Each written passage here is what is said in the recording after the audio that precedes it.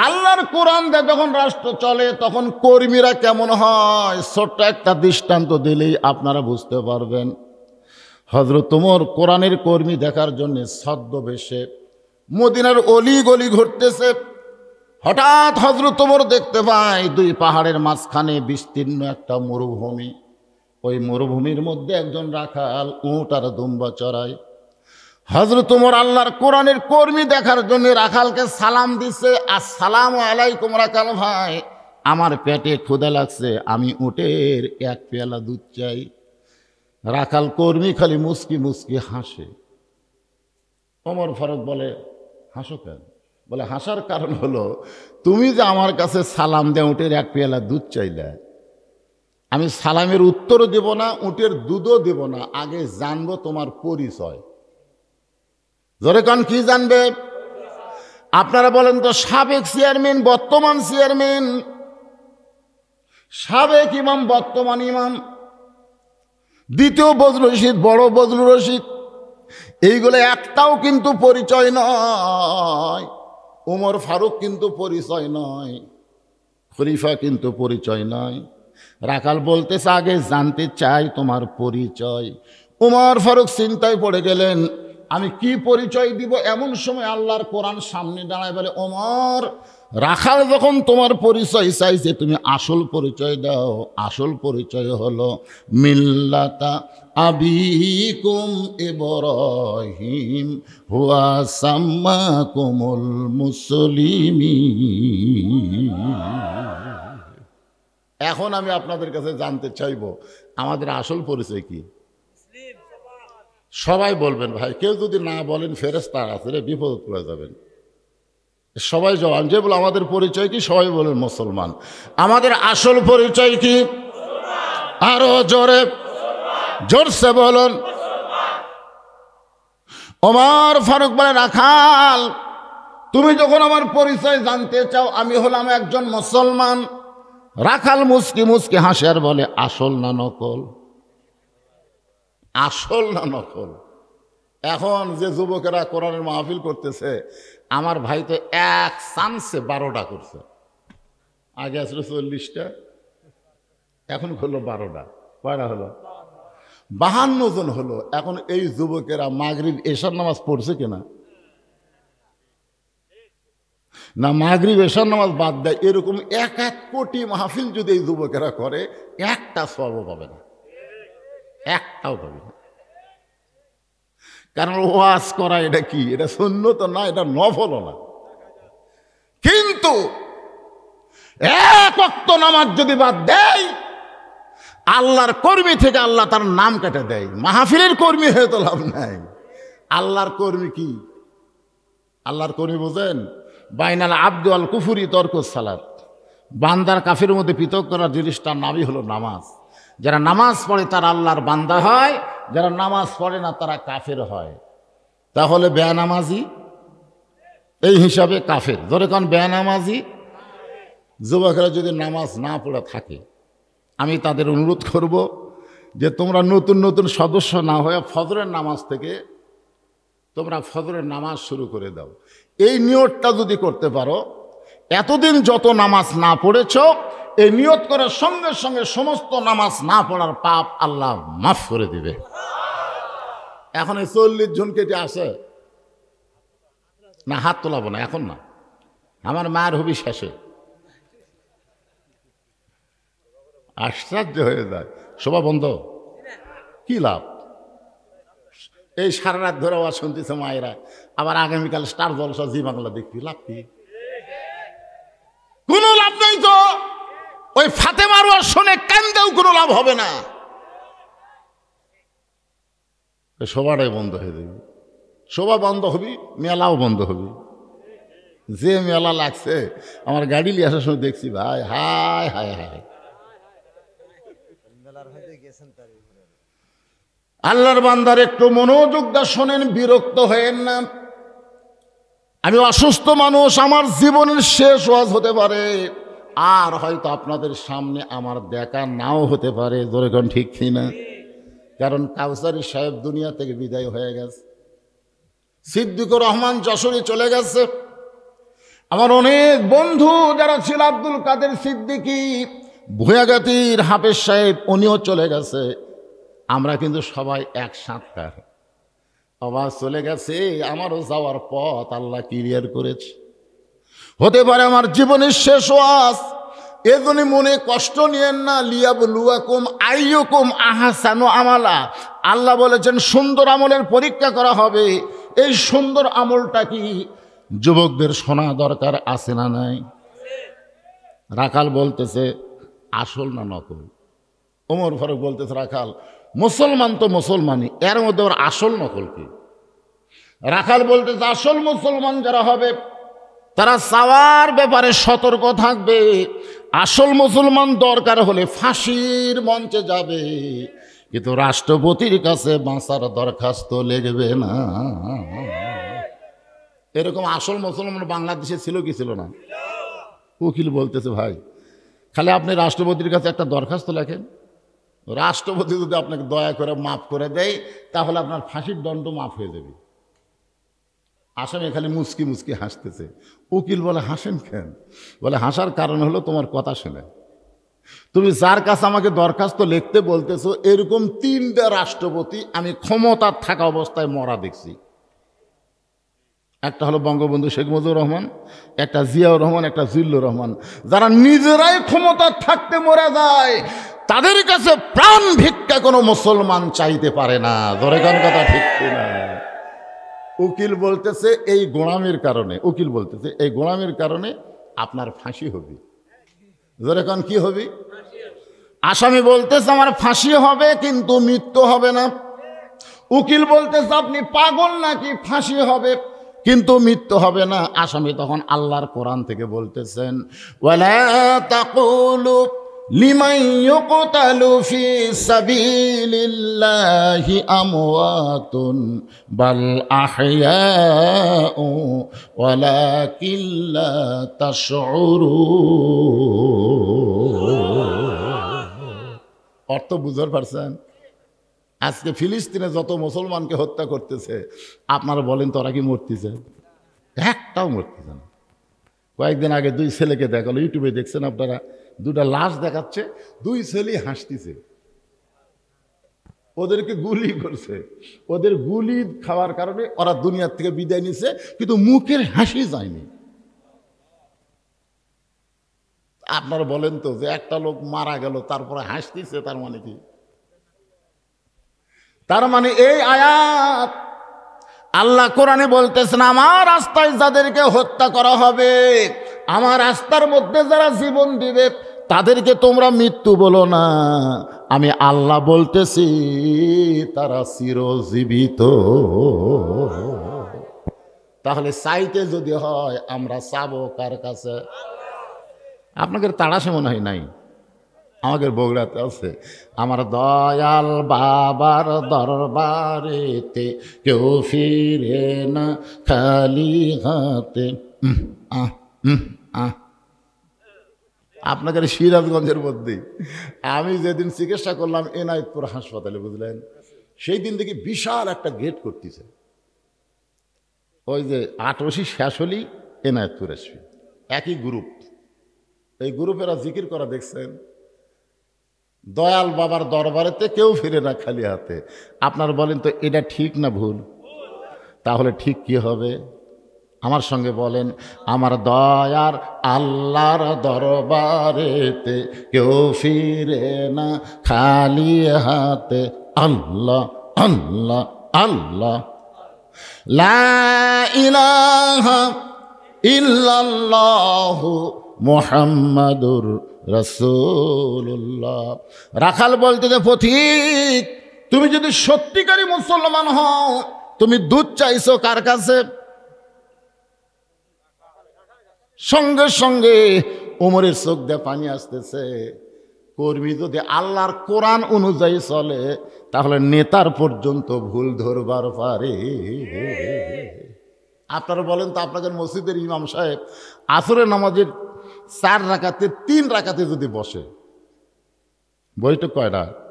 2 রাকাত পরে একটা, 4 রাকাত পরে একটা। কিন্তু ইমাম সাহেব 2 রাকাতও তো বসেছে, 3 রাকাতও তো বসে গেছে। এখন একটা ভ্যান আলা ধর এখন কি আলা ভ্যানালা যদি 4 নম্বর কাতার থেকে কয় আল্লাহু আকবার, আর ইমাম যদি কয় আমি দাওরা পাস টাইটেল পাস, এতদিন 4 রাকাত পড়াছি, আজকে 3 রাকাতই বসে থাকবো, আমি উঠবো না। আপনার বলেন তো, ইমাম যদি স্বৈরাচারী হয়ে বসেই থাকে, উঠপের যদি না চায়, তাহলে প্রত্যেকটা মুসল্লি ভ্যানালার পক্ষে হবে না নেতার পক্ষে যাবে? কার পক্ষে? তার মানে বোঝা গেল আল্লাহর কোরআন দিয়ে যখন বাংলাদেশ চলবে, তখন নেতা ভুল করার সাথে সাথে ভোটারেরা লোকমা দিবার পারবে। জোরে কোন কথা ঠিক কি না? কিন্তু এখন লোকমা দিয়া দেখেন তো কি হয়।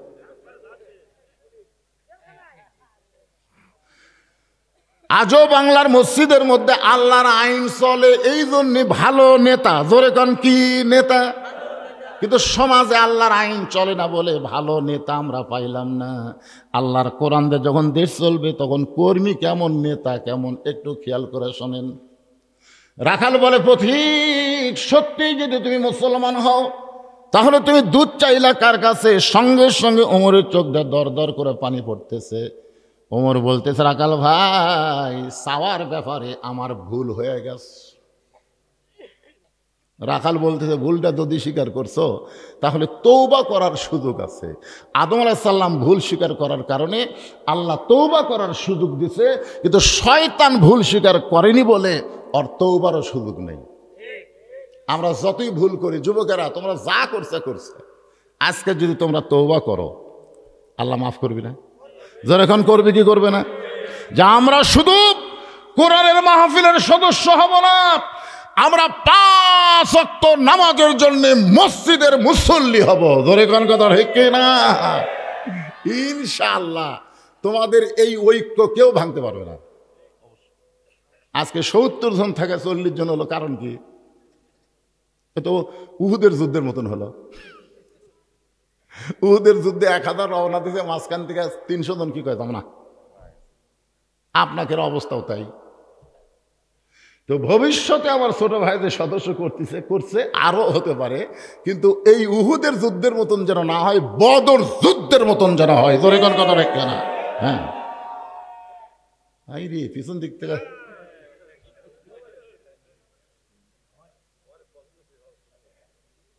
না, সেই জোরে হাঁক মারতেছে বলে সদস্য। আল্লাহ এই মাহফিলের যুবকদেরকে, সদস্যদেরকে তুমি বদরের সৈনিকের মতন কবুল করো। ধরে কোন আমিন। আল্লাহ কবুল করুক। ধরে কোন আমিন। ওমর ফারুক বলতেছেন, রাখাল ভাই, চাওয়ার ব্যাপারে আমি ভুল করেছি। রাখাল বলতে তৌবা করার সুযোগ আছে। ওমর ফারুক বলে, আমি তৌবা করতেছি। রাখাল বলে, তুমি মূর্খ মানুষ, তুমি তৌবা কেমনে করবা? ওমর ফারুক চুপ করে, আমি মূর্খের কথা তোমার কে কইল?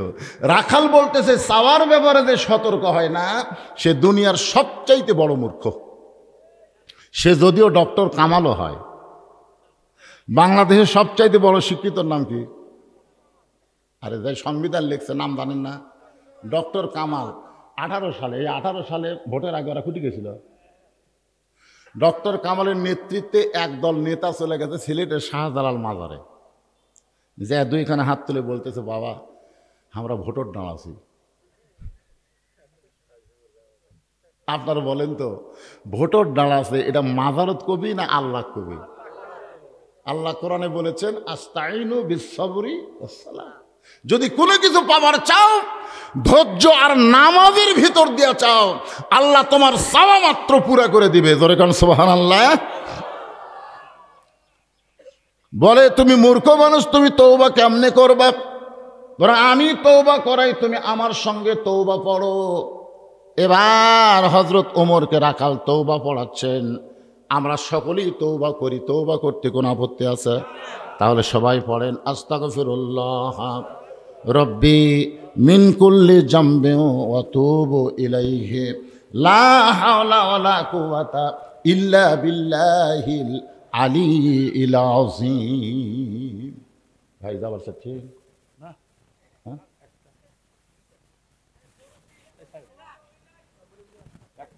না? না না সেটা বলতেছি না, আমি তুমি যাবে নাকি? না, এক বক্তার ওয়াজ আর এক বক্তা শুনবার চায় না, বলবেন না? কিন্তু আমি কিন্তু ঘরের থেকে তোমার সব শুনছি।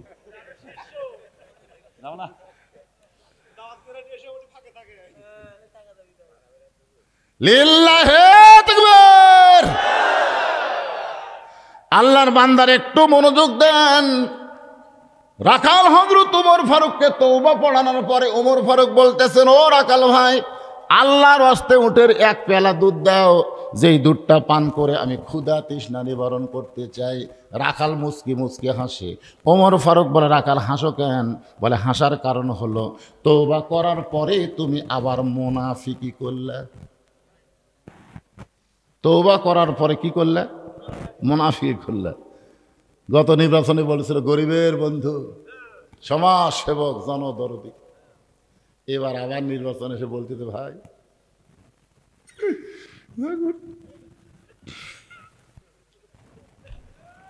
ভোটাররা কি বোঝে না তোর চোখের পানি এটা হলো হুমায়ুন ফরিদির কান্না। ধরে কোন কথা দেখে না,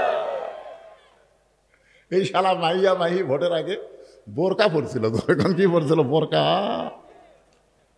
তাই সারা জীবন ন্যাংটা হয়ে আসলো, ভোটের আগে বোরকা পরে জনগণের কাছে ভোট চাই বুঝাইলো আমি রাবিয়া বসরি হয়েছি। আয় হায়। এই জন্য আল্লাহ কোরআনে একটা সূরা নাজিল করছে, সূরা মাউন। ধরে কোন নাম কি?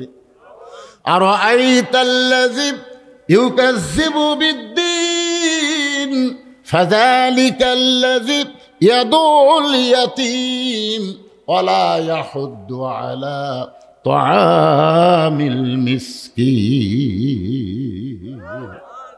ওমর ফারুকের চেহারা রক্তের মতন লাল হয়ে গেছে। এ রাখাল, আমার মধ্যে মুনাফিকের কি দেখলে? রাখাল বলতেছে, এত রাগ করছো কেন? লিমা তাকুলু মা লা তাফালুন, তোমার মুখের সাথে মনের মিল নাই। তুমি সত্যি করে বলো তো, আমি উটের মালিক। আমি যদি উটের মালিক হইতাম তুমি আমাকে রাখাল বললা কেন? আর যখন আমাকে রাখাল বলেছ তখন তোমার মন বলতেছে আমি উটের মালিক না। আর মালিক বাদ দেখে যদি রাখালের কাছে চায়, আল্লাহর হস্তে চাইলেও রাখাল দিবার পারবে। যেমন আমার কাছে আপনাকে উপজেলা চেয়ারম্যান বলতে, হুজুর দোয়া করবেন। আমি কিসের দোয়া ভাই? বলে আল্লাহ যেন সুস্থ রাখে।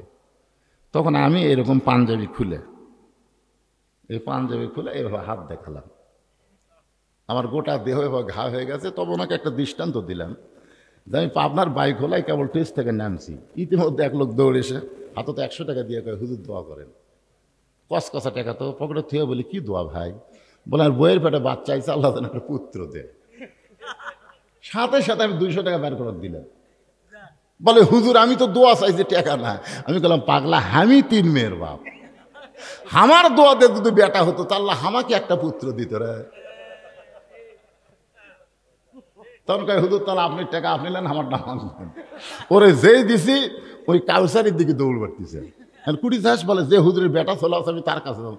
এই পাগলা, কোনো হুজুরের কাছে না, কোনো পীরের কাছে না, কোনো বাবার কাছে না। পাইতে যদি চাও কেবলমাত্র মালিক আল্লাহর কাছে চাও।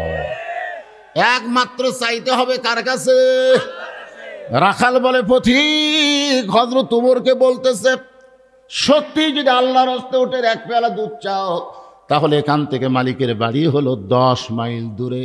তুমি মালিকের বাড়ি গিয়ে বলো, মালিক তোমার রাখাল উট আর দুম্বা চড়াই। তুমি মালিক যদি হুকুম দাও তাহলে রাখাল আল্লাহর হস্তে উটের এক পেয়ালা দুধ দিবে। ওমর ফারুক বলে, রাখাল ভাই অত দূর কষ্ট করে মালিকের বাড়ি যাওয়ার দরকার নেই, বরং তোমাকে 2টা টাকা দিলাম, এই 2টা টাকার বিনিময়ে তুমি উটের এক পেয়ালা দুধ দাও। রাখাল চিল্লায় বলে, পথিক তুমি কি হযরত ওমরকে চেনো? তুমি কি হযরত ওমরকে চেনো? যদি ওমরকে চিনতা তাহলে এরকম বেসাইদা কথা বলতে পারতা না।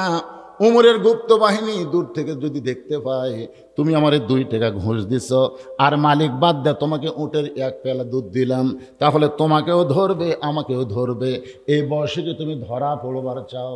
ওমর ফারুক বলে, রাখাল ভাই আসলেই তো তাই, তাহলে চলো পাহাড়ের গুহার মধ্যে যাই, ওই গুহার মধ্যে গিয়া তোমার গোপনে 2 টাকা দিব।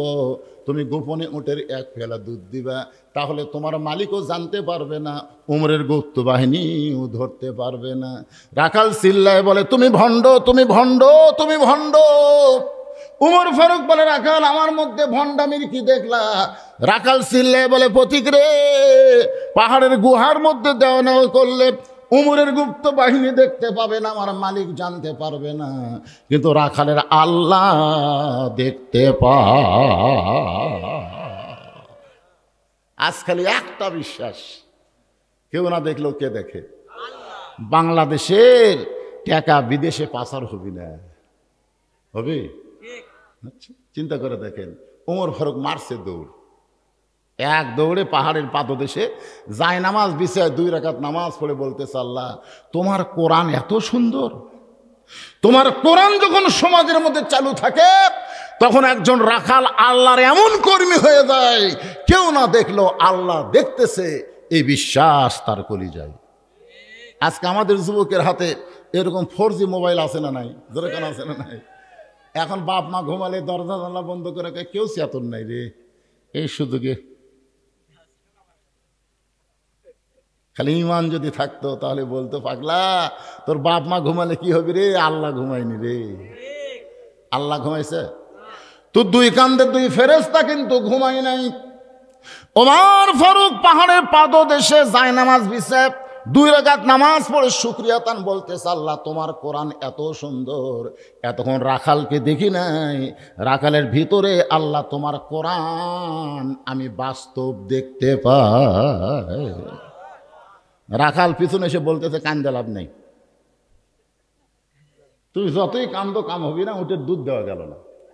ওমর ফারুক বলে, রাখাল ভাই উটের দুধের কোনো দরকার নাই, বরং তোমার কাছে আমি জানতে চাই, তুমি না দেখা, এই সবাই মনোযোগ দিয়ে শোনো, যুবকেরা মনোযোগ দিয়ে শোনো, তুমি না দেখা আল্লাহকে তোমার কলিজার মধ্যে জায়গা দিয়ে তুমি যে আল্লাহর কোরআন অনুযায়ী চলতেছো, এর বিনিময়ে তোমার চাহিদা কি? তোমরা যে কোরআনের মাহফিল করতেছো, এর বিনিময়ে তোমাদের চাহিদা কি? একটা চাহিদা আছে না নাই? যেরকম আছে না নাই? আমি আমার ভাইকে বলি, ভাই তুমি যে সারা জীবন ওয়াজ করতেছো, এর বিনিময়ে তোমার চাহিদা কি? আমার ওখানে গেছে, নিজের চোখে দেখে আইছে, আমার কিন্তু একটা চাহিদা আছে, যে ওয়াজের বিনিময়ে একটা চাহিদা আছে না নাই? যেরকম আছে না নাই? আমি চিন্তা করলাম, ওয়াজের বিনিময়ে জান্নাত। আমার ইমান বলতেছে হবি না, ওয়াজ দিয়ে কোনো বক্তা জান্নাত যাবে না। আমি চিন্তা করলাম, আমাকে আল্লাহ 3টা মেয়ে দিছে, রাসূল বলেছে যে 3 মেয়ের বাপ সে, আমি নবীর সাথে জান্নাতি। মনে করলাম যাক, আমার তো চাহিদা পুরা হলো রে, 3 মেয়ের বাপ আমি। তারপর আমার ইমান বলতেছে হবি না। তখন আমি চিন্তা করলাম কি করি, তখন এই সারা জীবনের কামাই দিয়া মসজিদ মাদ্রাসা এতিমখানা নির্মাণ করে, এখন আমার ইমান বলে তুই জান্নাত যাবার না পারলেও বারান্দার তো আল্লাহ জায়গা দিবি।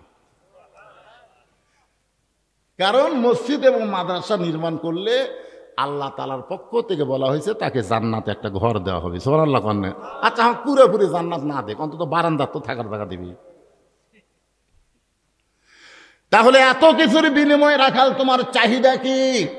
তুমি না দেখা আল্লাহকে কলিজার মধ্যে জায়গা দিয়ে আল্লাহর কোরআন অনুযায়ী চলতেছো, তোমার ভালো কোনো বাড়ি নাই, ভালো কোনো চাকরি নাই, ভালো কোনো খাওয়া নাই, রোদের মধ্যে উর্দুম্বা চড়াও, এরপরেও তুমি আল্লাহর কোরআন অনুযায়ী চলো, তোমার চাহিদা কি? রাখাল চোখের পানি বের করে বলে, পথিক আমার চাহিদার কথা যখন শুনতে চাইলা তাহলে শোনো, আমার চাহিদা হলো, সবাই আমার সঙ্গে পড়েন, রব্বানা আতিনা ফিদ দুনিয়া হাসানাতাও ওয়া ফিল আখিরাতি হাসানা ওয়া কিনা আযাবান্নার। ওমর ফারুক বলে, পাগলা নাকি? আমি তোমার চাহিদার কথা শুনতে চাইলাম আর তুমি আল্লাহর কোরআন শুনাইয়া দিলে। রাখাল বলতেছে, রে পাগল, আমার চাহিদা হলো 2টা। 1 নম্বর চাহিদা হলো দুনিয়ার সৌন্দর্য, মহামানব হযরত ওমরকে আমি এক নজর দেখতে চাই, যে ওমর আল্লাহর কোরআন দিয়ে রাষ্ট্র চালানোর কারণে আমার মতন রাখাল না দেখা আল্লাহকে কলিজার মধ্যে জায়গা দিবার পারছি, সে হযরত ওমরকে যদি একটাবার দেখতে পাইতাম তাহলে দুনিয়ার চাহিদা আল্লাহ আমার পুরা করত। আপনারা বলেন তো, ভালো নেতা দেখার চাহিদা করার দরকার আছে না নাই? এই দুনিয়াতে যদি আপনারা সৌন্দর্য চান, সুন্দর আমল যদি করতে চান, তাহলে কেমন নেতা দেখা লাগবে, ভালো না খারাপ? যে কয়টা উপজেলা চেয়ারম্যানের ডান আছে, এর মধ্যে যেইটা ভালো সেইটা ছাড়া যদি অন্য কাউরে কোনো কিছুর লোভে পড়ে ভোট দেন, ওই যত টাকা মারিয়া খাবি, সমস্ত টাকা মারার পাপ আল্লাহ আপনার আমল নামার মধ্যে ঢুকিয়ে দিবি। কি মনে করতেছেন? অনেক ভালো মানুষ, অনেক ভালো মানুষ হাসরের ময়দানে বিচারের পর দেখবে 22 বস্তা সিমেন্ট চুরি করছে, 2 টন রড চুরি করছে। তখন আল্লাহ, আমি জীবনে নেতাও হয়নি, আমি এই সিমেন্ট আর রড কি হয় চুরি করলাম? তুই যাক ভোট দেয় নেতা বানাচ্ছ, ওই চুরি করছে, ওই যে চুরি করছে, ওই চোরের একটা অংশ তোর আমল নামার মধ্যে ঢুকছে। না না না, আমি তো কারোর নাম ধরে কইছি, আমি বলতেছি যে কয়টা ডান আছে তারই মধ্যে ভালো নাই। আরে খারাপ হলেও তো, খারাপেরও তো ভালো আছে, আছে না নাই? জোরে করে আছে না নাই? তাকে ছাড়া অন্য কাউরে দেওয়া যাবে? তাহলে ভালো নেতা দেখার কথা আছে না নাই? রাখাল বলে, পথিক, আমার দুনিয়ার চাহিদা হলো আমি মহামানব হযরত ওমরকে এক নজর দেখতে চাই। আমার 2 নম্বর চাহিদা হলো আমি রাখাল যখন মরে যাব, অধম রাখালকে আল্লাহ যেন জান্নাত দেয়। সঙ্গে সঙ্গে বিল জান্নাতিল্লাতি কুনতুম তুআদুন। রাখাল মুচকি মুচকি হাসে। ওমর ফারুক বলে, সুবহানাল্লাহ কও। মরার সাথে সাথে আল্লাহ তোমাকে জান্নাত দিবে, এ কথা শুনে সুবহানাল্লাহ না কয়ে হাসো কেন? রাখাল বলে, পথিক তুমি খুব চালাক, মরার পরে জান্নাত পাবো এ কথা ভালোই বলতেছো, কিন্তু হযরত ওমরকে এক নজর দেখতে পাবো এই কথা বলতে তোমার কোন জাকাত বাজে? আপনার বলেন তো, মরার পরে জান্নাত এটা লগত না বাকি? আপনার লগত বাকি বোঝেন না? মরার পরে জান্নাত এটা লগত না বাকি? আর হযরত ওমরকে এক নজর দেখা, এটা কি? এটা হলো নগদ। তুমি নগদের কথা না বলে বাকির কথা বলতে, হযরত ওমরকে এক নজর দেখতে পাবো এই কথা বলতে তোমার কোন জাগাত বাজে? উমরের চোখ দিয়ে দর দর করে পানি পড়তেছে। যে রাখাল আমাকে তওবা পড়াইছে, যে রাখাল আমাকে মুনাফিক কইছে, যে রাখাল আমাকে ভণ্ড কইছে, এখন যদি বলি আমি ওমর, বলাও সারা, রাখাল হার্ট ফেল করে মরাও সারা। কি পড়াছে? 3টা জিনিস করছে। কয়টা? 1 নম্বর তওবা পড়াছে, মুনাফিক করছে, ভণ্ড করছে। এখন যদি বলে, ভাই তুই যে ওমরকে দেখতে পাচ্ছিস, আমি সেটা রে, বলাও সারা, হার্ট ফেল করে মরাও সারা। ওমর ফারুক চিন্তায় পড়ে গেলেন, আমি যে ওমর এইটা রাখালকে কেমনে বলবো? এমন সময় আল্লাহর কোরআন ওমরের সামনে এসে বলতেছে, উদউ ইলা সাবিলি রাব্বিকা বিল হিকমাহ। ডাইরেক্ট যদি বলবার না পারিস তাহলে হেকমতের সাথে বল। যেরকম বর্তমানে আমি টাঙ্গাইল গেছিলাম, টাঙ্গাইল ওই জায়গায় যেখানে আমাকে ওয়াজ করতে দিয়েছে 500 মেয়ে মানুষকে বসাইছে। মেয়েরা এত জোরে চিল্লাচিল্লি করতেছে, ওদের শব্দ পুরুষের কানত আসতেছে। আমি বললাম, মা, চিল্লাচিল্লি জোরে করবেন না, আপনারা জোরে কথা বললে পরপুরুষ শুনতে পালে পর্দার খেলাফ হয়। আমি কি খারাপ কইছি? ইতিমধ্যে এক মেয়ে একটা চিঠি দিছে যে, হুজুর, মেয়েরা জোরে কথা বললে যদি পরপুরুষ শুনলে পর্দার খেলাফ হয়, তাহলে প্রধানমন্ত্রী জাতির উদ্দেশ্যে ভাষণ দেয়, এটা শোনা কি?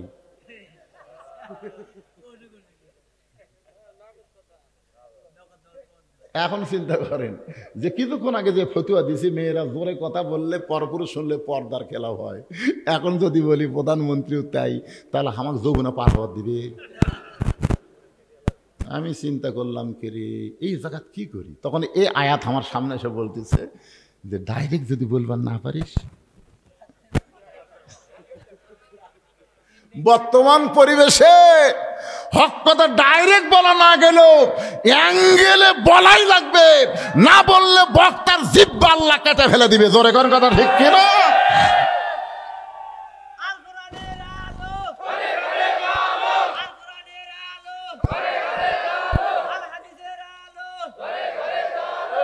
নামা এই শোনেন, এটাও কিন্তু হচ্ছে না। আপনারা অ্যাঙ্গেলে বলেন, সংসদে জালো, এটা হচ্ছে ডাইরেক্ট। আর ঘরে ঘরে জ্বলো, এটা আল্লাহ পছন্দ করে না। অ্যাঙ্গেলে মার হচ্ছে সব জায়গায় জ্বালো। আচ্ছা, সব জায়গার কথা বলে সংসদ আছে না নাই? এটা হচ্ছে অ্যাঙ্গেলে মার। আমরা অ্যাঙ্গেলে মার দেবো, রাজি আছেন? যেই কবে আল কোরআনের আলো, আপনার বলবেন সব জায়গায় জালো, আল কোরআনের আলো, কোরআন হাদিস যেখানে, দুনিয়ার মুসলমান লিল্লাহে তাকবীর।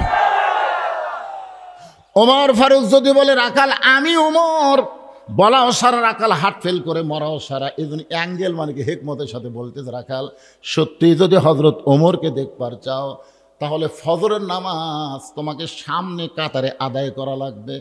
ফজরের নামাজ যদি সামনে কাতার আদায় করো, যেই মানুষটা মেহরাবের মধ্যে ইমামতি করবে ওই মানুষটি হলেন হজরত ওমর। এখন আপনারা বলেন তো, আপনাদের কোরআনের আইন যদি, এই কোরআনের আইন যদি আমাদের তাড়াশে চালু থাকে, তাহলে উপজেলা চেয়ারম্যান হলে তা কি করা লাগবে? আপনাকে মডেল মসজিদ নাই, ওই মডেল মসজিদের ইমাম হওয়া লাগবে। এখন মডেল মসজিদের ইমামতি যেই নেতা করবার পারবি না, ভোট দেওয়াও যাবি না, যদি আল্লাহর কোরআনের আইন চলে। এখন তার কোরআন আইন চলতেছে না, এখন যা ইচ্ছা তাই করেন, অসুবিধা নেই। একটু মনোযোগ দিয়ে শোনেন। ওমর ফারুক বলেন রাখাল, সত্যি যদি ওমরকে দেখবার চাও তাহলে ফজরের নামাজ তোমাকে সামনে কাতারে আদায় করা লাগবে। জোরে কোন, কোন কাতার? সামনে কাতারে দাঁড়াইলে দেখতে পাবা যেই মানুষটা মেহরাবে নামাজ পড়াচ্ছে ওই মানুষটি হলেন হজরত ওমর। রাখাল ছোট বাচ্চার মতন কান্দে। ওমর ফারুক বলে রাখাল কান্দো কেন? বলে কান্দার কারণ হলো আমি বারান্দায় নামাজ পড়ি, আমি ভিতরে ঢোকার সাহস পাই না। ওমর ফারুক বলে ভিতরে ঢোকার সাহস কেন পাও না? বলে ভিতরে দামি দামি সাহাবী থাকে, আমি রাখাল কেমনে যাই?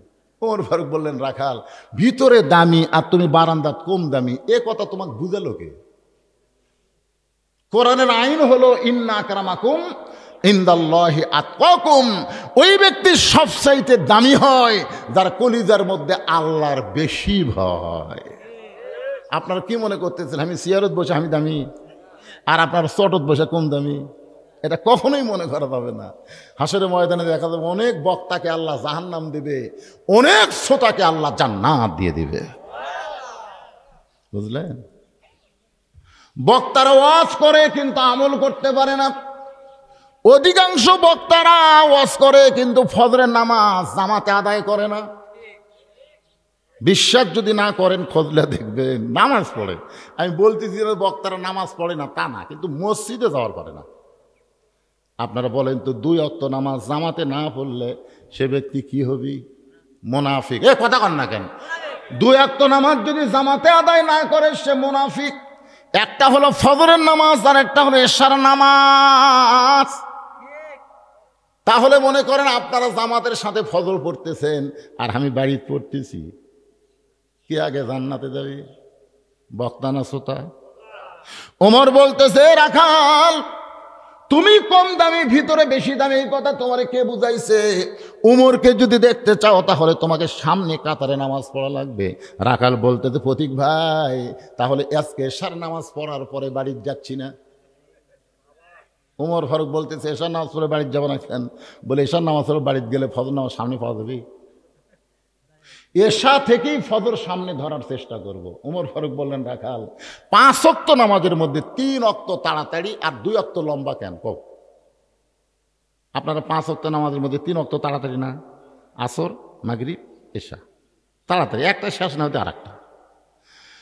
কিন্তু এশা থেকে ফজর, ফজর থেকে জোহর, এই 2 ওয়াক্ত লম্বা কেন? রাখাল বলে প্রতিক্রিয়া আমি তো জানি না। উমর ফারুক বললেন তাহলে শোনো, ফজর থেকে জোহর আল্লাহ লম্বা করার কারণ হলো এই লম্বা সময়ের মধ্যে মানুষ চাকরি বাকরি করবে, খেতে খামারে কাজকাম করবে, ব্যবসা বাণিজ্য করবে, এগুলা করতে গিয়ে দেহের যে ক্ষয় হবে, এশা থেকে ফজর আল্লাহ লম্বা দেওয়ার কারণ হলো ওই সময়ের মধ্যে ঘুম পাড়বে, আর ঘুম পাড়লেই আল্লাহ ক্ষয় পুরা করে দেবে।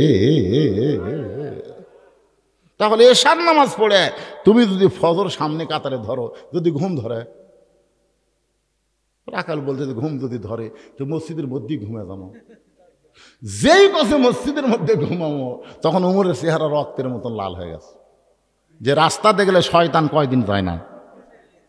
এই রাখাল, মসজিদের মধ্যে ঘুম পাড়ার দলিল দে। ঘুম পাড়া তো দূরের কথা, সবাই জোহরের নামাজ পড়ে বাড়িতে গেছে, ওরা 3 জন 4 ফ্যান দিয়ে গল্প করতেছে। ওরা 3 মুসল্লি, কয় ফ্যান? 4 ফ্যান দিয়ে গল্প করতেছে। 1-1 ঘন্টায় গল্প শেষ হয় না। ফেরেশতা বলতেছে আল্লাহ সবাই বাড়িতে গেল, এই 3টা যে 4 ফ্যান দিয়ে গল্প করতেছে, কি রেজাল্ট কি? আল্লাহ বলতেছে যতক্ষণ নামাজ পড়া বাদ দিয়ে যতক্ষণ সময় এরা গল্প করছে, এই গল্প করার সময় মাথার উপর যে ফ্যান ঘুরিছে, এই ফ্যান ঘোরার আলাদা কারেন্টের বিল এই 3 জন না দেওয়া পর্যন্ত এরা জান্নাতে যাওয়ার পারবে না। কারণ মসজিদ আর বাপের ঘর না, ইচ্ছা মতো ফ্যান ঘুরাবি। ধরে কোন কথা ঠিক না? ফাইজা কুদিয়াতি সালা ফান্তাশিরু ফিলাম, নামাজ হয়ে গেছে, বাড়ি হয়ে যা। আড্ডাগুলি মারার জায়গা মসজিদ না। ওমর ফারুক বললেন, রাখাল বরং আজানের গুরুত্ব দিও। 5 ওয়াক্ত নামাজের মধ্যে ফজরের আজানের গুরুত্ব কম না বেশি? কত বেশি? এইবারে যে ঠান্ডা গেল ভাই, হায় হায় হাই রে, এইবারে যে ঠান্ডা গেছে, এই ঠান্ডার সময় আসসালাতু খায়রুন নাম শোনার সাথে সাথে যেই যুবক কম্বল ফেলে দিছে, আজান শোনার সাথে কম্বল ফেলে দিয়ে তোষকে লাত্তি মেরে ঠান্ডা পানি দিয়ে উজু করে কাপড় গাও দিয়ে তখন মসজিদে যায়। তাকে আল্লাহ বুড়িয়া না হয় চামড়া ঢিল, আল্লাহর সাথে দিছে মিল। কিন্তু এই যুবক এই যে ঠান্ডার মধ্যে অজু করে মসজিদে নামাজ পড়তে আসতেছে, এর রেজাল্ট কি? আল্লাহ বলতেছে ওর নাম বদর যুদ্ধের সৈনিকের মধ্যে কবুল করে নিলাম। জোরে কোন সুবহানাল্লাহ। যুবক, ও যুবক, 5 ওয়াক্ত নামাজের মধ্যে ফজরের নামাজ তোমাদের কাছে সবচাইতে কঠিন মনে হয়? কথা কন। আজ খালি ঠান্ডা না, কাল মজার ঘুম ধরে কোন সময়? সারা রাত ছটফট করে ফেসবুক চলায়। কিন্তু যেই বাবা রাত 3টা বাজে, তখন ওর কে জানে আসে গাওয়াত হাত দিয়ে ঘুম পার ঘুম। আমি আমাকে বুড়ার কথা বলতেছি না, বুড়ারা তো চামড়া ঢিল, আল্লাহর সাথে মিল দিবি। ওই এই জুয়ানকের কথা বলতেছি, যারাই এই মাহফিল করতেছে। আল্লাহর বান্দার একটু মনোযোগ দিয়ে শোনেন। ওমর ফারুক বললেন, ফজরে আজানের গুরুত্ব দিও। 5 ওয়াক্ত নামাজের মধ্যে কোন আজানের গুরুত্ব বেশি? হ্যাঁ জোরে কান, কোন আজানের? ফজর আজানের গুরুত্ব বেশি। ফজরে 2টা শব্দ, একই শব্দ 2 বার বেশি বলা হয়। সেই শব্দকে আপনারা শোনেন, আসসালাতু খায়রুম মিনান নাওম। রাখাল এতদিন নামাজ পড়ছে কোথায়? বারান্দায়। মনে রাখতে হবে, এতদিন রাখাল নামাজ পড়ছে কোথায়? কিন্তু আজকে বলবে সামনে কাতারে। এখন সামনে কাতারে নামাজ পড়বার গেলে মসজিদের মধ্যে ঢোকা লাগবে। এখন মসজিদের মধ্যে ঢুকতে গেলে আপনারা বলেন তো নিয়ম আছে না নাই? ভাই আমার দিকে তাকান, নিয়ম আছে না নাই? কোন পায়ে? সবাই বলেন কোন পায়ে? শুধু ডান পায়ে ঢুকলে হবে না, জবান খুলে একটা দোয়া পড়া লাগবে। আল্লাহুম্মা আফতাহ, সবাই পড়েন আল্লাহুম্মা আফতাহ লি আবওয়াবা রাহমাতিক। এই দোয়াটা পড়ে রাখাল মসজিদের মধ্যে ঢুকতেছে, সামনে কাতারে যাওয়ার চায়। প্রত্যেকটা সাহাবী নড়ে সরে রাখালকে যাওয়ার রাস্তা করে দেয়। রাখাল বলতেছে, আল্লাহ রে, বারান্দার থেকে কি ভাবলাম আর ভিতরে ঢুকে কি দেখলাম। বারান্দার থেকে মনে করছিলাম আমি কম দামি, ভিতরে দামি দামি, কিন্তু ভিতরে ঢুকে দেখতেছি আমিও তো এরাও তাই। আমি নিজের চোখে দেখছি ভাই, আমার দেখা কোরআন আমার সামনে, নিজের চোখে দেখছি। আওয়ামী লীগ 4 আঙ্গুল সামনে গেছে, জামাত ইসলাম হাত ধরে টানতেছে।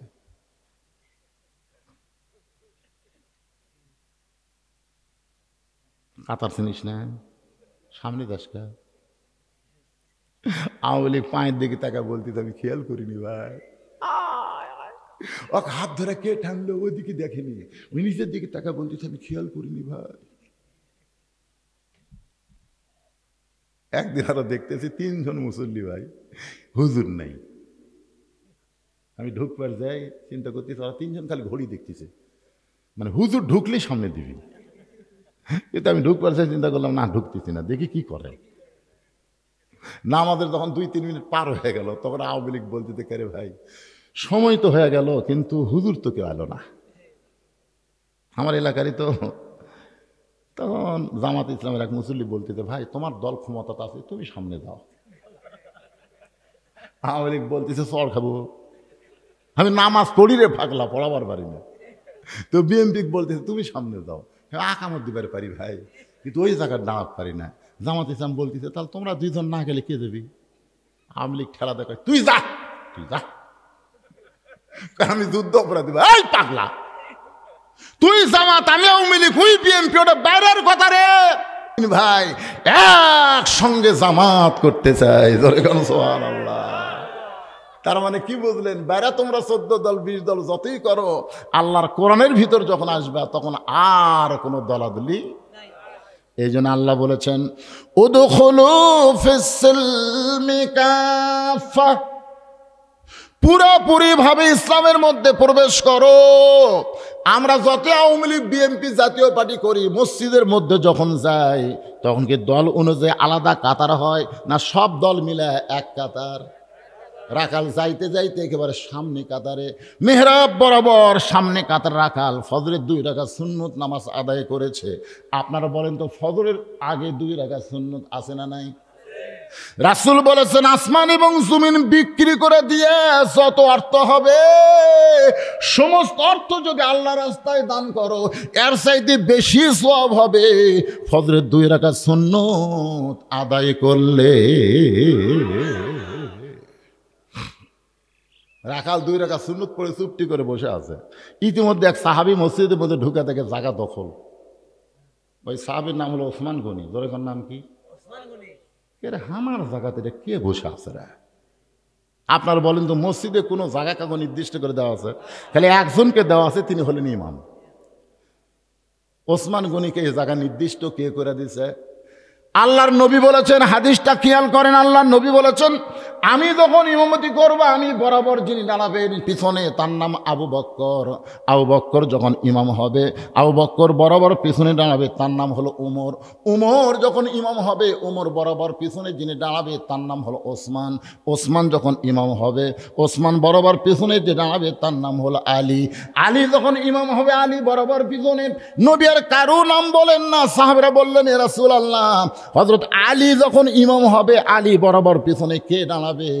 রাসূল বললেন মা ইয়ান্তিকু আনিল হাওয়া ইন হুয়া ইল্লা ওয়াহয়ু ইউহা, আমি রাসূল ততক্ষণ পর্যন্ত বলতে পারি না যতক্ষণ পর্যন্ত আল্লাহ না বলাই। এ আলী পর্যন্তই হলো খোলাফায়ে রাশেদিন। তাহলে উমর ফারুক যখন ইমামতি করবে, উমর বরাবর পিছনে কে? এতক্ষণ কি বুঝলেন? জোরে কর, নাম কি? কিন্তু আসিয়া দেখে জায়গা দখল।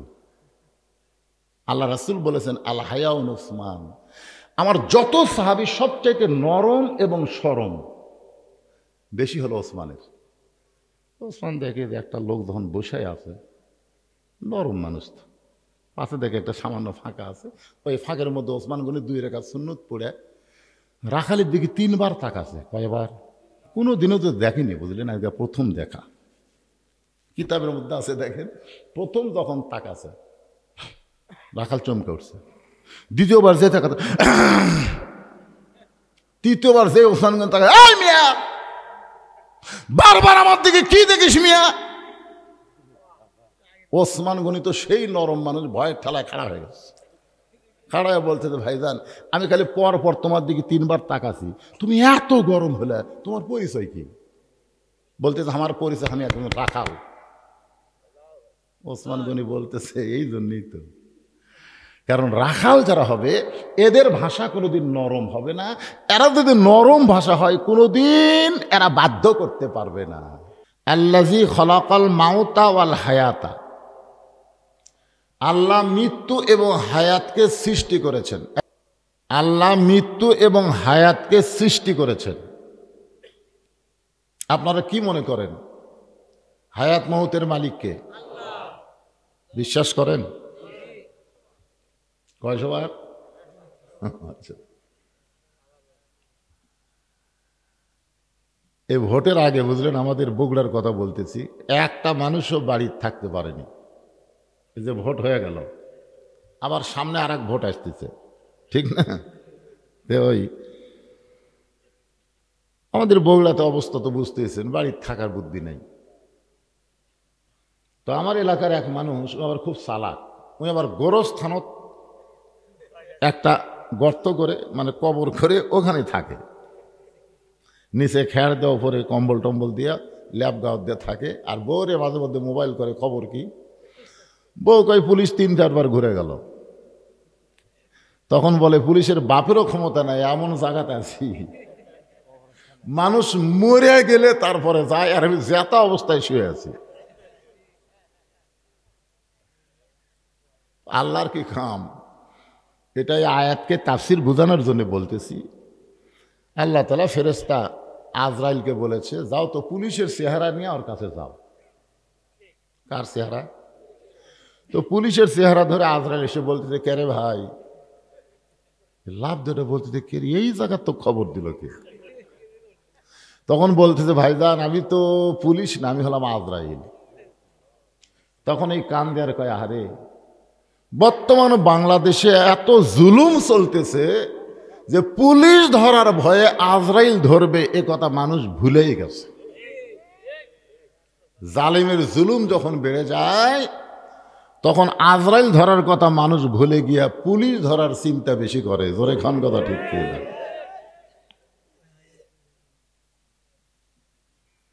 এখন আপনারা যে আয়াতে কারিমার তাফসির করব তার বাংলা অর্থ আমি বলতেছি, একটু বিশ্বাস করে শুনবেন।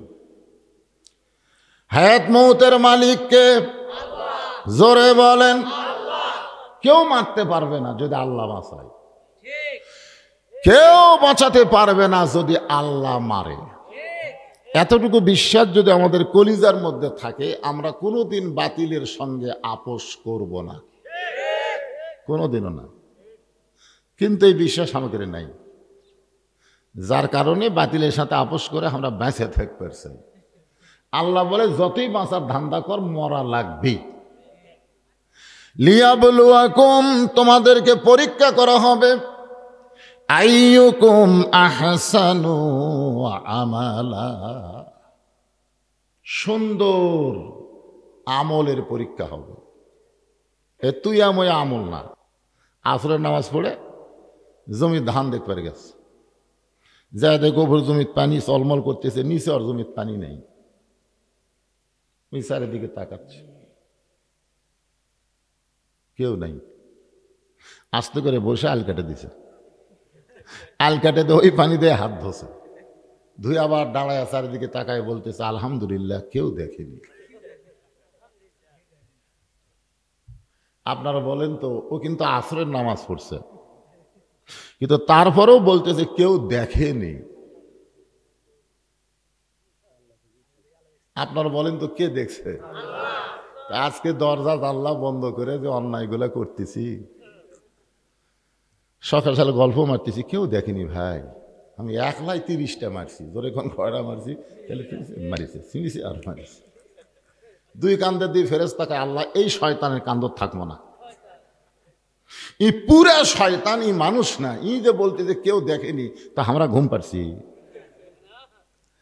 তোমার দুই কান্দে দুই মোহরি লেখিতেছেন ডায়েরি, দুই কান্দে দুই মোহরি লেখিতেছেন ডায়েরি, দলিল দেখে রায় দিবে, টাকা পয়সার নাই কারবার। কেরামান কাতিবিনা ইয়ালামুনা মা তাফআলুন। এই বিশ্বাস যদি আপনাদের অন্তরে থাকে যে কেউ না দেখলেও কে দেখতেছে, কেউ না লিখলেও কে লিখতেছে? আল্লাহ লিখতেছে না, ফেরেশতারা লিখতেছে। আপনারা বলেন তো, ফেরেশতারা ঘুষ টুস খায় নাকি? কম বেশি করবে না। এই বিশ্বাসটা যদি কলিজার মধ্যে থাকে, তাহলে সুন্দর আমল করা সহজ হবে। যদি এই বিশ্বাস না থাকে, যতই নামাজ পড়েন, যতই রোজা করেন, যতই যাকাত দেন, আমলগুলো আল্লাহর দরবারে কবুল হবে না। কবুলযোগ্য আমল করতে গেলে আমলগুলো সুন্দর হতে হবে। আহসানু আমালা। এই যে আমার ছোট ভাই কি ওয়াজ করলো, হাসান হোসাইন আহসান একই, কিন্তু এই আহসান থেকে হাসান হোসাইন, এখন সুন্দর আমল যদি আমরা করতে চাই, আপনার সত্যি করে অন্তর থেকে বলেন তো, সুন্দর একটা পরিবেশের দরকার আছে না নাই? আছে। আজকে কোরআনের মঞ্চে মুসলমানও ভাষণ দিল, হিন্দু ভাষণ দিল, জোরে খান কথা ঠিক কিনা? হ্যাঁ, মানে এবড়া তেবড়া পেরা বেড়া, অসুবিধা নাই তো, অসুবিধা নাই। আমি অসুবিধার কথা বলতেছি না, আমি শুধু বলতেছি সুন্দর আমল যদি আপনারা করতে চান, সুন্দর একটা পরিবেশ লাগবে। সুন্দর একটা পরিবেশ যদি তৈরি করতে চান, তাহলে সুন্দর একটা সমাজ লাগবে। সুন্দর একটা সমাজ যদি তৈরি করতে চান, তাহলে সুন্দর একটা রাষ্ট্র লাগবে। সুন্দর একটা রাষ্ট্র যদি তৈরি করতে চান, তাহলে মানুষের তৈরি করা আইন দেওয়া হবে না, আমার আল্লাহর কোরআনের আইন লাগবে। যেই কোরআনের তাফসির শুনতে আইছেন, এই কোরআনের মধ্যে আল্লাহর আইন আছে না নাই? আল্লাহর আইন যখন সমাজের মধ্যে চালু হবে, তখন মুসলমানেরা কেমন নেতা দেখতে পাবে। আগের নেতার কথা বলতেছি, সামনে নির্বাচন আছে, সবাই নেতা হয়ে ভোট চাইতেছে, জোরে কোন কথা ঠিক কি না? কিন্তু কোরআন দিয়া যখন এই বাংলাদেশ চলবে, তখন বাংলার মুসলমান কেমন নেতা দেখতে পাবে। নেতা জুমার দিনে মসজিদের মেম্বরে ওয়াজ করতেছে, নেতা জুমার দিনে মসজিদের মেম্বরে ওয়াজ করতেছে, এমন সময় মাঝখান থেকে একজন কর্মী, একজন সাহাবী লোকমা দিয়ে বলতেছে, নেতা আপনার খুতবা আমরা শুনবো না, আপনার খুতবা আমরা শুনবো না, আপনার বক্তব্য আমরা শুনবো না। নেতা হযরত ওমর ফারুক বলতেছেন, আমার অপরাধ কি? কোন অপরাধে আমার বক্তব্য তোমরা শুনবা না? সাহাবী বলতেছে, আপনার অপরাধ হলো আমাদেরকে খাটো পাঞ্জাবি দিয়া আপনি লম্বা জুব্বা গায়ে দিয়েছেন, আমাদেরকে খাটো দিয়া আপনি লম্বা জুব্বা পরছেন। যতক্ষণ পর্যন্ত লম্বা জুব্বার কাহিনী না বলবেন, ততক্ষণ আপনার ওয়াজ আমরা শুনবো না। আপনারা বলেন তো, হযরত ওমর যখন মেম্বরে ভাষণ দিচ্ছে, তখন বাংলাদেশের মতন ৯৬টা দেশের খলিফা, বাংলাদেশের মতন কয়টা? আর সেই নেতা আটকে দিয়েছে, ওয়াজ শুনবি না। এখন আপনারা বলেন তো, নেতার চামচা নাই? আচ্ছা, একজন চামচাও কথা বলতেছে না, কারণ নেতা মানুষের আইন দিয়ে চলে না, নেতা চলে আল্লাহর আইনে। জোরে বলেন, কার আইনে? উমরের চোখ দিয়ে যখন দরদর করে পানি পড়তেছে, এমন সময় একজন যুবক ওমরের পাশে দাঁড়ায় গেল। সেই যুবকটা হলো ৬ লক্ষ হাদিসের হাফেজ, ৩০ পারা কোরআনের হাফেজ। যুবকটার নাম হলো আব্দুল্লাহ। ওই যুবকের বাপে কি খুতবা আটকে দিছে, যেরকম সুবহানাল্লাহ। আব্দুল্লাহ, মাহবিরা, তোমরা খাটো পাঞ্জাবি হলেও তো নতুন কাপড় পরে নামাজ পড়তে এসেছো, কিন্তু আমার পরনের দিকে তাকায় দেখো, আমার পরনে কোনো নতুন কোনো কাপড় নাই। ওসমান গনি বলে, আব্দুল্লাহ, আজকে জুমার দিনে সবাই নতুন পোশাক পরে নামাজ পড়তে আইছে, তোমার পরনে নতুন পোশাক কেন নাই? আব্দুল্লাহ বলতেছে, আমার পরনে যদি নতুন পোশাক থাকতো, তাহলে আমার বাবার জুব্বা লম্বা হতো না। আমার পরনে যদি নতুন কাপড় থাকতো, তাহলে আমার বাবার এই জুব্বা লম্বা হতো না। এই বাবার জুব্বা লম্বা হওয়ার কারণ কি জানো? দুনিয়ার সবাই যখন ঘুমায় গেছে, তখন আমার বাবা চোরের মতন চুপি চুপি আমার দরজায় গিয়ে ডাকতেছে, আব্দুল্লাহ রে। আমি ঘুম থেকে চেতন পায়ে দেখি বাবা একটা কাপড় নিয়ে, নতুন কাপড় নিয়ে দাঁড়ায় আছে। আমি খুশি হয়ে বললাম, বাবা, বাইতুল মাল থেকে আমার একটা দিছে, আপনি আর একটা দিবে রাইছেন? সঙ্গে সঙ্গে হযরত ওমর আল্লাহর কোরআন থেকে তেলাওয়াত করলেন, ইন্নাল্লাহা ইয়ামুরুকুম আন তুআদ্দুল আমানাতি ইলা আহলিহা ওয়া ইযা হাকামতুম বাইনান নাস আন তাহকুমু বিল আদল। আব্দুল্লাহ, তুই কি মনে করছিস তুই একটা পাইছিস, আমি আর একটা দিবে রাইছি? আব্দুল্লাহ বলে, বাবা তাহলে কেন আইছেন? বলে, এইটা আমার ভাগত পড়ছে, এইটা আমার ভাগে পড়েছে। এই ছোট্ট কাপড় পরে যদি কালকে খুতবা দিবার চাই, তাহলে বলতো আব্দুল্লাহ কেমন দেখাবে? তোরটা আমাকে একটু দান করে দে, আমি তোরটা আমারটা মিলে লম্বা জুব্বা বানাবার চাই। আব্দুল্লাহ বলে, গভীর রাত্রে আমার বাবাকে কাপড়টুকু দান করার পর বাবার কাপড় আমার কাপড় একত্র করে বাবা লম্বা জুব্বা বানায় খুতবা দেয়। এখন বলো খুতবা শোনা যায় কি না যায়? সমস্ত সাহাবীরা চিল্লায় বলতেছে, আল্লাহর কোরআন দিয়ে যখন রাষ্ট্র চলবে তখন এমন ভালো নেতাই জনগণ দেখতে পাবে। খালি সুবহানাল্লাহ করলে হবে না তো, চেষ্টা করা লাগবে। এমন ভালো নেতা দেখার দরকার আছে না নাই? এখন একটা ভালো নেতার গল্প শোনালাম, এই মুহূর্তে একটা ভালো কর্মীর গল্প শোনেন। নেতা যদি ভালো হয় তার কর্মীরা কেমন হবে? ভালো হবে না? আমার এলাকার এক গরিব মানুষ চেয়ারম্যানকে বলছে, চেয়ারম্যান সাহেব, কার্ডে লেখা আছে 10 কেজি, আপনি যা দিলেন মাপা হলো 8 শের। তো চেয়ারম্যান বলতেছে, নাম কাটে দে, নাম কাটে দে। তখন জোরহাত করে বলতেছে, চেয়ারম্যান সাহেব কাটে দেন না, যা দিচ্ছেন তাও দিচ্ছেন। তখন বলে, পাগলা, তোর 2 কেজি না মারলে আমি সামসা পালমো কি দিয়ে রে? নেতা যদি চোর হয় সামসারাও চোর হয়, ধরে কোন কথা ঠিক না? আর হযরত ওমর নেতা কেমন শুনলেন? এই সময় জবান বন্ধ রাখছেন, কেমন নেতা? তাহলে তার কর্মী কেমন হবে?